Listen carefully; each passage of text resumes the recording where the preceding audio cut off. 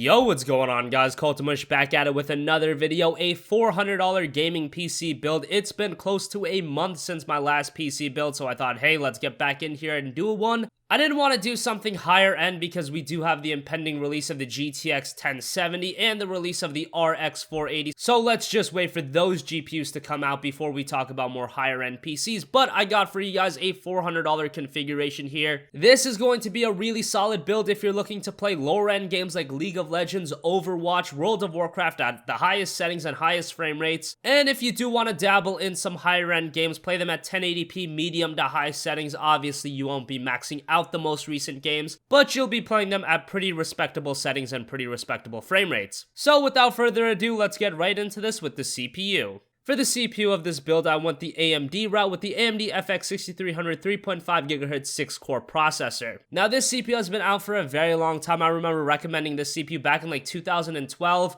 At that time, this CPU was like $140. Now it's down to $95 and the price keeps dropping. So if you guys look around, you can probably find this CPU on sale for $85 or even lower. But right now it's $95 over on Amazon, which is a really good deal for a 6-core processor. It's not the best CPU in the world, but it is a good entry-level CPU. It's going to be able to handle the majority of games. And the fact that it is a 6-core CPU is pretty good in terms of things like video editing and live streaming. For a $95 CPU, obviously don't expect world beater levels of performance out of it. Moving on to the motherboard, I went with the Asus M5A78L-M USB 3 Micro ATX AM3 Plus motherboard. Now this motherboard is only $53. It's a reasonably low-end motherboard, but at this kind of a budget, you're just looking for a motherboard that's going to do everything you want. It's obviously on the AM3 Plus socket. It's got 4 RAM slots up to DDR3 2000 and up to 32 gigabytes of max memory. So for $53, this is going to be a sufficient enough motherboard for the build. And it is coming from Asus, who have a pretty decent track record with all of their components. They have a pretty good warranty policy as well. Moving on with RAM, you're going to want to go with Kingston HyperX Fury Black 8GB, 24GB sticks running at DDR3 1600 MHz. This kit of RAM is only $30, which is so freaking cheap for 8GB of RAM. I mean, you just go back and look at how much this was a year or two ago, and it was a lot more expensive. So the fact that you can get 8GB of DDR3 RAM, high quality RAM for only $30 is just an insane deal. The Kingston HyperX Fury Black is very well reviewed, and for $30, it's going to be a great addition to the build. Moving on for storage, I went with the Western Digital Caviar Blue 1TB.